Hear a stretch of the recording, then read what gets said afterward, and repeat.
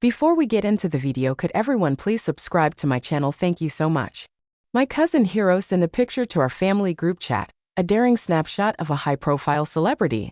His message said, "Meet my girlfriend Luna." That night, the family chat was on fire. Grandpa jumped in, "That's my grandson for you." Grandma responded, "Hiro, you've made us proud bringing a celeb into the family."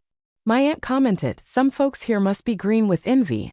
I was scrolling through the chat on my phone, lounging on the hotel bed, when suddenly a slim porcelain hand gripped my waist. Luna looked at me softly and asked, "Are you taking me home to meet your parents for New Year's this year?" On our way back for the new year, Hiro's BMW and my Toyota crossed paths at the village entrance. Hiro leaned out of his car, whistling, "Well, if it isn't Mike. How long has that old clunker of yours been on the road? This cheap ride guzzles gas and drives like crap, a total waste of money," he mocked. "Not like my BMW, barely 60 grand. It's all about showing up in style." A group of locals who had been hanging nearby quickly gathered to watch. Among them were my grandparents, aunt, uncle, and my parents. One relative, practically glowing with admiration, praised him, "Hiro, you're living the dream driving such a nice car." Another relative chimed in, "Exactly. This guy's been sharp since he was a kid, not like my son who couldn't dream of driving something like that." Everyone joined in cheering Hiro on while he soaked up the attention. My aunt and uncle wore proud smiles, practically beaming. Grandpa gave me a look, muttering irritably, "Too bad our family only thrived in one branch." Grandma sighed, "Oh, to think they grew up in the same household, yet the difference is so vast." My aunt and uncle smiled even wider, casting smug looks at my parents, who hung their heads, looking ashamed and awkward. Right then, Hiro tried to ease the tension. "Grandpa, Grandma, don't be too hard on him. Mike is just a low-level employee with no house and no girlfriend, always at everyone's beck and call. Being able to afford an old Toyota is already quite an achievement for him." Hearing this, Grandpa got even angrier and scolded my father in front of everyone. "I told you not to send him to college, but you insisted. Then he went on to grad school. All that education for what? Just to become someone's servant? Look at Hiro. He didn't even finish elementary school and still drives a BMW. Now that's a life of destiny. But you're Mike, he just wasn't born with that kind of luck." Dad's face turned red, then pale. Growing up, our family wasn't well off, and with my grandparents always favoring my uncle's side, they opposed my going to school every step of the way. Dad had to bear immense financial and emotional pressure to put me through grad school, and even now, Grandpa still criticizes him as though he's some old-fashioned patriarch. Why should I tolerate this? Not only have they given no support as elders, but they've also held us back with endless nagging and criticism. Just thinking about it made my blood boil. Dad is good in so many ways. But he's too blindly loyal. No matter what his old man says, he always nods, never questioning right from wrong. No wonder my uncle's family always acts superior. Right then, Hiro interrupted, "Mike, mind moving your car? I've got a few high-profile events to get to, and I'm running short on time." He raised his wrist dramatically, the oversized watch face gleaming in the sunlight. I replied casually, "Cousin, your car is pretty valuable. Better not scratch it." He waved dismissively, "It's just a car. Even if it were totaled, I wouldn't blink an eye. Cars are like women, meant to be replaced every few months." The crowd murmured in astonishment. Hiro, who'd been showing off since he was a kid, had truly mastered his act. I rolled down my window and said, "Good to know. I thought I saw a scratch on the back of your car and was going to mention it." "What?" Hiro's cool demeanor vanished as he scrambled out of the car, pacing from front to back, inspecting every inch. He hunched over like a dried-up shrimp, his eyes glued to the car, mumbling, "There's nothing." "Where is it?" "I don't see it." Regretting my comment, I said, "Oh, I must have been mistaken." He finally caught on and stomped his foot, shouting, "Damn it. You tricked me." I hit the gas, leaving him fuming as my aunt and uncle's faces turned beet red in the rearview mirror. It was a sight to behold. Since Hiro's public announcement of his relationship in the family chat, the group had been buzzing with curious members asking for photos and juicy details. Tonight, he posted another series of sultry photos of his girlfriend, flooding the chat with exaggerated reactions. "Wow, she's stunning. My grandson really knows how to pick M. Our daughter-in-law is a real star. What a perfect match, a couple made in heaven." The screen was filled with well wishes in red envelopes, which I eagerly scrambled to claim. Only after the excitement began to die down did I cautiously ask, "Are these just artsy shots from the internet, or do you have any candid photos?" As soon as I sent the message, the chat fell completely silent. After a long pause, Hiro replied, his tone dripping with sarcasm, "It's normal for some people to be jealous, especially those who've been single for so long. They drool over a sewer rat. Know your place, don't get ideas above your station. There's no chance a toad like you could get a swan." The words were venomous. It seemed Hiro had some long-standing resentment toward me, perhaps because of our earlier encounter, or because I hadn't fawned over him like everyone else. Either way, his message was meant as an attack, and I wasn't about to take it lying down. Just as I was ready to clap back, I found myself muted by the admin. Really? So that's how we're playing it? Grandpa technically held the admin title, but he barely understood how to use a smartphone. It was clearly Hiro's handiwork. Pathetic. Using my dad's account, I wrote in the group, "Hiro, be sure to bring her to the family dinner on New Year's Eve. We'd all love to meet her in person. Your uncle's red envelope is all ready." I had prepared the message and turned it into a red envelope, scattering 50 copies in the chat so that everyone would see it. The screen filled with a rain of red envelopes. Hiro had no choice but to respond, albeit begrudgingly. "Fine, she'll be there. Some people are going to end up with egg on their face." Such big talk. I hadn't even lifted a finger and I could already imagine the embarrassment on his face when his bluff was called. "I really wish I could wake you up with a splash of pee, only if it's yellow enough." The next day, I went shopping with my mom at a newly opened department store in the city. By coincidence, we ran into Hiro and my aunt right at the entrance. Hiro was decked out in a sharp suit, his hair slicked back in a greasy pompadour. Spotting us, he swaggered over with an air of superiority. "This isn't a place you can afford. The wholesale market in the old part of town is more your style," he scoffed. Fuming with indignation, my aunt chimed in, Now, Hiro, why can't country folk get a glimpse of the city? Just looking doesn't cost a thing." Mom looked embarrassed, shifting on her feet, unsure whether to leave or stay. With a smirk, I asked, "So what are you planning to buy today, Auntie? It'd be great if you could give us humble country folk a tour of the finer things." She tilted her chin with a haughty smile. "My son's getting me a Gucci bag. It's a luxury brand from abroad, one some people could never afford in a lifetime." I replied, all the more reason for us to see it. With that, I took my mom's arm and we followed Hiro and my aunt into the store. The Gucci boutique dominated the center of the floor, its massive logo displayed prominently. The store was lavishly decorated for the holiday, exuding luxury. Seeing the line stretching out the door, my mom tugged at my sleeve, whispering, "Maybe we should just go. It's too much."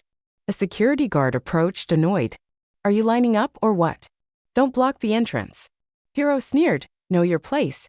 Not everyone's got the right to just walk in here." Mom's face flushed with embarrassment, and she tried to turn away. At that moment, a sales associate in a tight, body-hugging dress and flawless makeup emerged from the store. She lit up when she saw me and greeted me warmly. "Mr. Lee, what a surprise. You should have told us you were coming so we could have prepared for you." I nudged my mom forward and said, "We're just out shopping with my mom. Could you help her pick something nice?" The associate eagerly ushered my mom in, saying, "Please come in. Feel free to try anything you like." Hiro was so stunned his jaw practically hit the floor and he instinctively followed us inside. The associate raised her hand, stopping him. "Sir, please join the line in the back." Outraged, he pointed at me and asked, "Why doesn't he have to wait?" The associate replied, completely composed, "Mr. Lee is one of our esteemed VIP clients, so he's entitled to our highest level of service." Hiro scoffed, "A VIP? Impossible. He's just a broke nobody." Ignoring his protests, the associate escorted my mom to the spacious VIP lounge. Meanwhile, Hiro's face turned as black as coal. I sipped the afternoon tea provided by the staff, watching as Mom tried on clothes the sales associate brought out, the latest seasonal styles. At first, Mom felt a little self-conscious, but gradually she began to relax and enjoy herself. After trying on clothes, she moved on to shoes, with the associate kneeling to explain the details of each shoe's material and design. My aunt's glare at Mom was practically venomous. Half an hour later, I took out a black card and signaled the associate to ring up the purchase. As we exited the VIP room, we spotted Hiro and my aunt, who were still in the crowded section browsing the bags. Folding my arms, I approached them and asked, "Still haven't found one you like?" My aunt turned and seeing Mom holding several branded bags, her expression changed instantly. The associate picked up a black and gold Gucci clutch from the display and held it up for my aunt, saying, "Ma'am, this one would look perfect on you." My aunt glanced at Hiro with anticipation. Hiro checked the price tag and, looking embarrassed, stammered, "It's way too dull for you." The associate recommended a few other trendy colors, but he dismissed each one. Eventually, he settled on a tiny round clutch and, in an overconfident tone, told the associate, "This one will do. Wrap it up." I couldn't help blurting out, "Isn't this one also black?" "But there's a difference. This one's $1,000, that one's $10,000. The crowd around us fell silent. Hiro shot me a murderous look. I pointed to the price tag, "But there's a difference. This one's $1,000, that one's $10,000. Everyone turned to look at Hiro, whose expression looked like he wanted to devour me. Unfazed, I continued, "Actually, could you wrap that black and gold Gucci clutch up? My mom would look great with it." The associate eagerly agreed, throwing a not-so-subtle glance in Hiro's direction. Hiro glared at me, his eyes nearly popping out of his head. I took my mom's arm, and we left Gucci laden with bags. Mom looked pleased but also a bit worried. She asked, "Son, these things aren't cheap. You must have spent quite a bit, right?" I replied casually, "Not really." It wasn't bravado. After graduation, I threw myself into venture capital. With sharp instincts and the help of some mentors, I rose quickly and now held assets worth millions. But to my family back home, I was just an average worker, a guy who rented a modest apartment for $3,000 a month and drove a Toyota worth about 10 grand. The reason? If Grandpa or my uncle's family found out, they'd definitely try every trick in the book to leech off me. I wasn't worried about refusing them, but Dad, loyal to a fault, would never stand up to Grandpa's favoritism, no matter how blatant. If Dad asked me to yield, I honestly don't know what I'd do. To avoid that, I kept my success a secret from even my parents. However, I didn't hold back when it came to showing them my gratitude.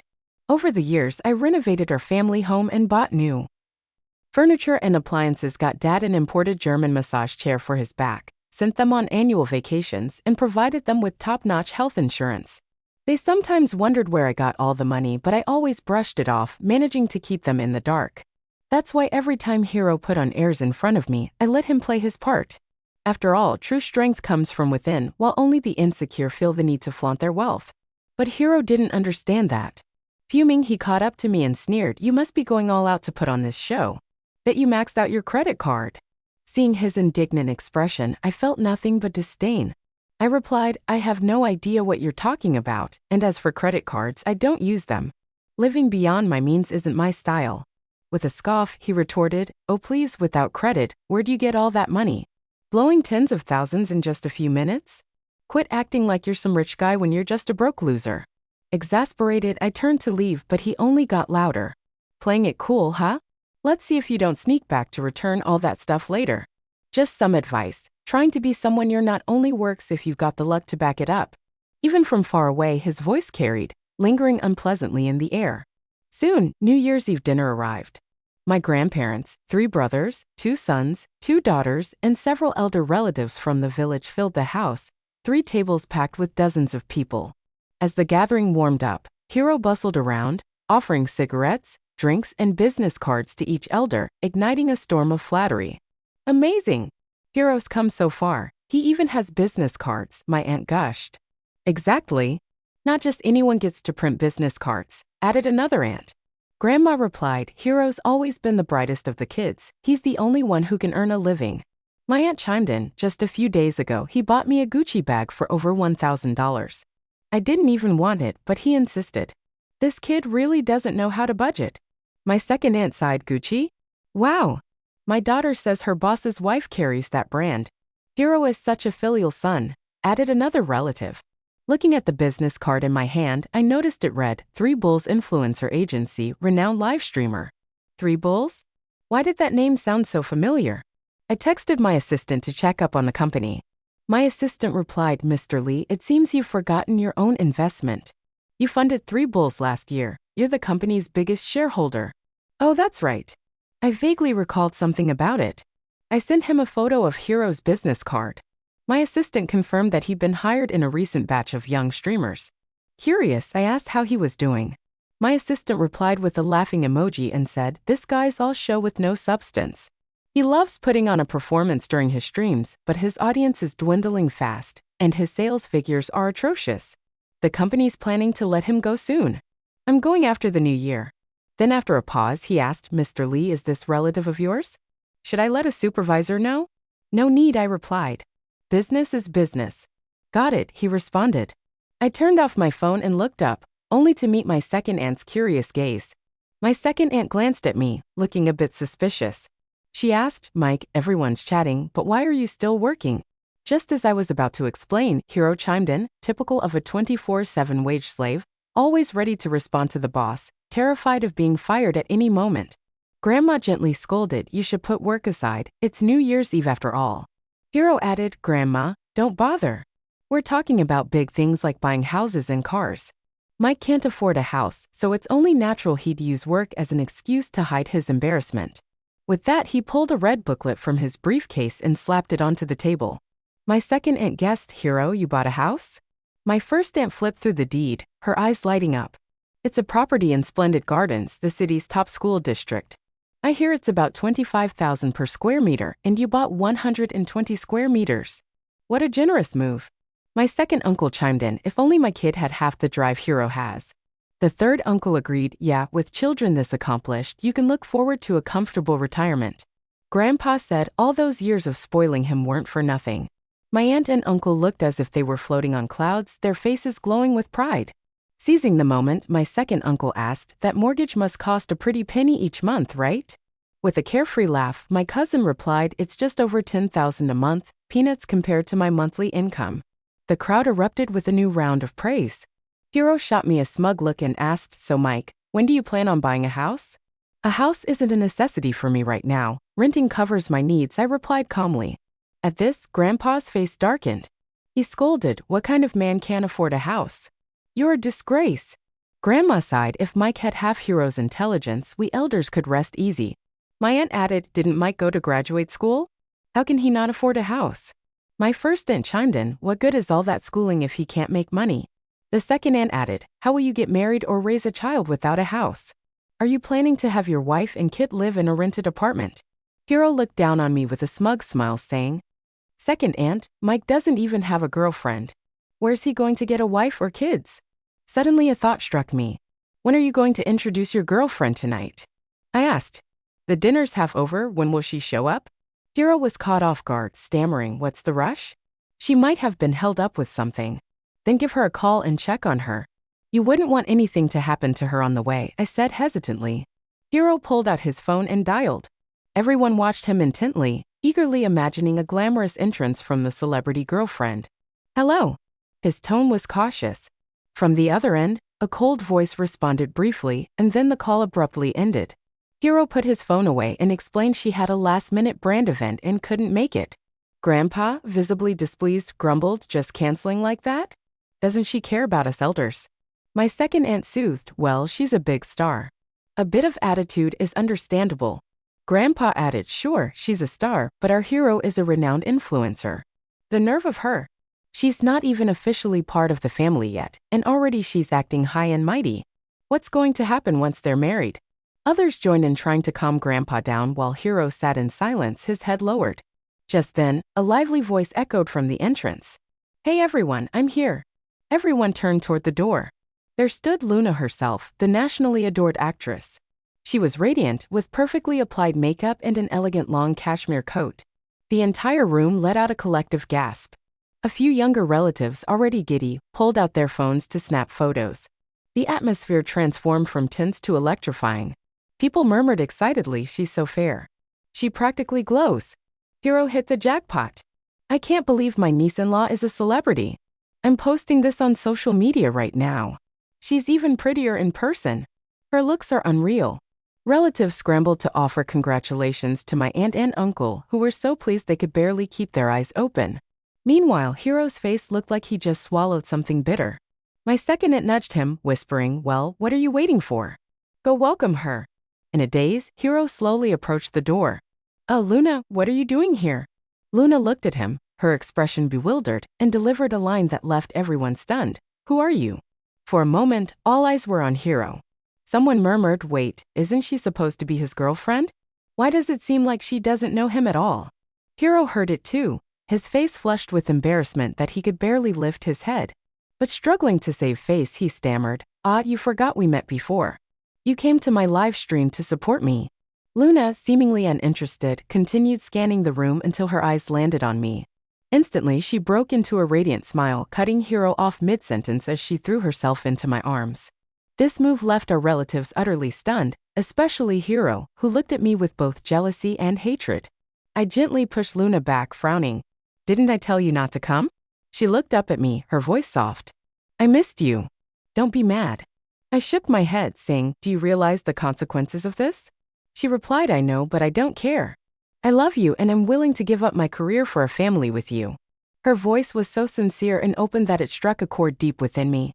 Luna and I had met when we were both struggling nobodies. Back then, I was a fresh graduate scraping by while she was a small-time actress hustling from one gig to the next. Supported each other through thick and thin. Later I found success in business first and wanting to help her reach her dreams. I suggested starting a talent agency for her, but she refused. She wanted to succeed on her own, one careful step at a time, and she did. Her hard work and talent propelled her to stardom, making her one of the industry's rising stars. She wanted to make our relationship public, to marry and start a family, but I discouraged her. I knew the impact marriage would have on a woman in her position. She had worked too hard to give it all up. But I underestimated her love for me. She truly was ready to give it all up. I pulled her into a tight embrace, both of us oblivious to the stares around us. My middle school-age niece whispered tearfully, "Oh my gosh, this is just like a romance drama." Her younger brother sighed wistfully, "I wish I were the main character." After a brief silence, I released Luna and led her over to introduce her to my parents. Mom was so nervous, she didn't know what to do, glancing from Dad to me, completely at a loss. Luna stepped forward on her own and hugged her, bringing tears to Mom's eyes. She turned to scold me, "You little rascal, dating such a wonderful girl and you didn't say a word, making us worry about you for nothing." Both of my aunts quickly joined in with praise. "See, Mike is the one with real potential, quietly handling everything on his own." Exactly, it takes someone special to marry a superstar. Mike clearly has what it takes. Meanwhile, Grandpa sipped his drink in silence, his face dark. Grandma looked like she wanted to say something, but after glancing at Grandpa, held back. My cousin, being the favorite grandson, was their pride and joy, and they didn't want to hurt feelings. My uncle and aunt looked deflated, having lost their earlier confidence. As for Hiro, his gaze was stuck to Luna like glue, as if he was about to start drooling. When his eyes met mine, they were full of resentment. It was clear to everyone that he'd been putting on a front, claiming an unlikely connection as a girlfriend. The adults' favoritism showed in a very straightforward way. None of them were willing to acknowledge me anymore. All those who had fawned over him and his family now flocked around Luna, asking questions, requesting autographs, and insisting on photos. They even demanded I share our love story. As the banquet drew to a close, Hiro, who'd been silent, suddenly spoke up. "Mike, with such a beautiful girlfriend, you're not going to make her live in a rental, are you?" I met his challenging gaze and replied calmly, "Don't worry, whatever other girls have, my girlfriend won't be lacking." He sneered, "Oh please, with your salary you dare say that? In our family, no real man would let a woman support him. Don't go ruining the family name by mooching off her." Seeing his rudeness escalating, a suited businessman walked past the hotel lobby just then, catching Hiro's eye. He called out, "Mr. Kim, what a surprise. Didn't expect to see you here." Hiro practically ran over. So breaking with excitement as he greeted him, Mr. Kim gave a polite nod, exchanged a few words, and was about to leave. But Hiro didn't want to let him slip away so easily, practically dragging him over. He insisted, "Mr. Kim, please just a moment. My family greatly admires you and we hope to rely on your support in the future." Mr. Kim reluctantly took the offered glass, exchanged a few more formalities, but suddenly noticed me in the corner of the room. Setting down his glass, he walked over. To be honest, I didn't recognize him, so when he shook my hand, stammering with gratitude, I felt distinctly uncomfortable. "Mr. Lee, what a privilege to meet you here," he said. I managed to pull my hand free and asked, "And you are?" He blinked, then forced a smile and explained, "I'm Daniel Kim from Three Bulls Company. Earlier this year, I had the honor of hosting you during your visit. I imagine with your busy schedule, you wouldn't remember me." I nodded. I didn't have much of an impression. Hiro looked utterly confused. He pulled Daniel aside and sneered, "Mr. Kim, you must be mistaken. He's just a lowly employee." "What? Mr. Lee?" Daniel cut him off impatiently. "Are you suggesting my eyesight isn't as good as yours?" Hiro faltered, trying to backtrack. "No, that's not what I meant." "You misunderstand," Daniel replied. "Well, let me clarify. Mr. Lee here is a top-tier investment mogul and the largest shareholder of our company. In other words, he's both your boss and mine, so I suggest you watch your tone." Hiro looked from me to Daniel, his face defeated. All this time, he'd looked down on me, taking every opportunity to insult me and put me down. Who would have thought that one day, not only would I have a girlfriend he could only dream of, but I'd also be his boss's boss? I gave him a faint smile, savoring the moment. From then on, things were simple. Daniel's unintended revelation of my true identity turned everything around. I had wealth, status, and a celebrity girlfriend, a walking success story. Relatives rushed over to cozy up to me, pouring out compliments and asking how I'd been. Even my parents became objects of admiration. No matter how much Grandpa and Grandma disapproved of our family, they wouldn't turn down the prospect of wealth. Hero restrained his resentment, now showering me with flattery, being well aware of the stakes. He understood how the dynamics had changed. Even my uncle and aunt, who had never gotten along with my parents, now turned around to congratulate them, praising their blessed and capable son. Money, as they say, can indeed transform things. Looking at how my family had been treated in the past, I couldn't help but feel a pang of irony. Perhaps in this world, poverty really is the root of all shame. After the holiday, the younger family members began returning to the city for work. I lingered a bit longer to discuss wedding plans with my parents, but only a couple of days after Hero left in his BMW, he drove back in a hurry. He rushed into our house and immediately dropped to his knees. "Mike, please." I talked to my supervisor and told him not to fire me. I just paid the down payment for my house. If I lose my job, how will I keep up with the mortgage? I shook my head. I'm just an investor. I don't get involved in daily operations. Talking to me won't help. He insisted, "Come on, you're the big boss. Whether someone stays or goes is up to you, isn't it?"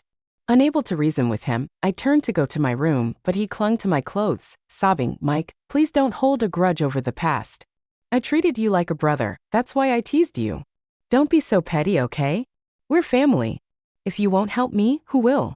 I asked him to get up, but he only clung to me more firmly. "If you don't help me, I'll stay here on my knees until I die."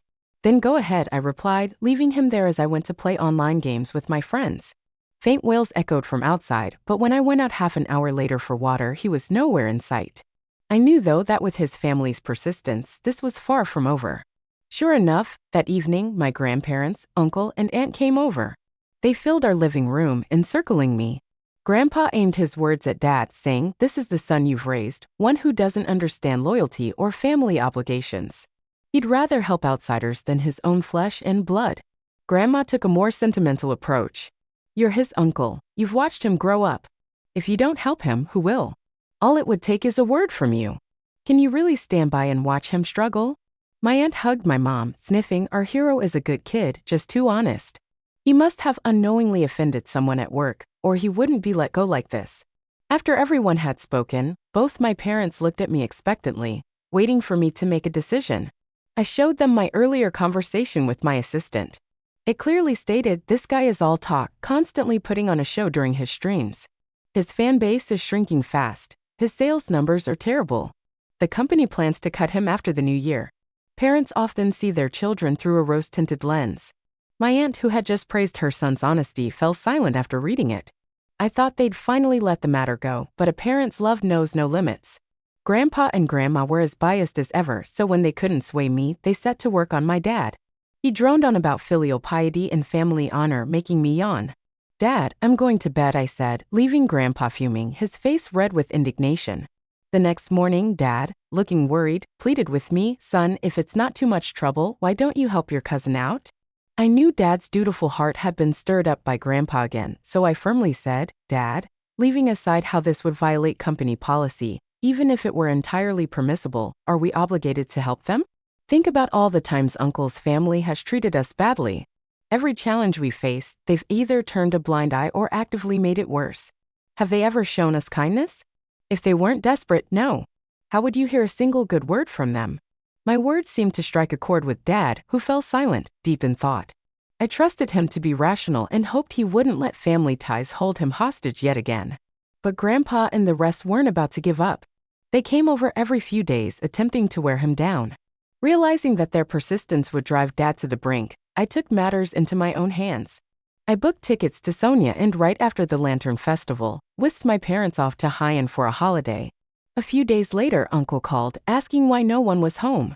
I casually replied, "We're here in Sonia enjoying the beach." He practically ground his back teeth to dust. Over a month went by without incident until one day Dad got a call from Grandma. She claimed that Grandpa had suffered a stroke and was in the hospital. Dad panicked, packing his things to rush home. I tried to stop him, reminding him how fine Grandpa had been before we left, showing no signs of illness. But Dad insisted, "Your grandma told me herself. Why would she lie about something so serious?" Knowing it was useless to argue, Mom and I accompanied Dad back to our hometown. But as soon as we entered the house, Dad froze in disbelief. There was Grandpa, sitting comfortably in the living room, smoking a cigarette. Sitting with him were Hiro and his parents. "Dad, you're all right?" Dad asked in shock. Grandpa shot him a sideways glance, blowing out a puff of smoke. "What, you wanted me to be sick? Are you only happy if I'm on my deathbed?" Dad replied, "How can you say that? I'd never wish harm on you." Grandpa snorted. "Everyone else has been worrying themselves sick over here, and you're off on a beach vacation. You've sure learned how to live it up."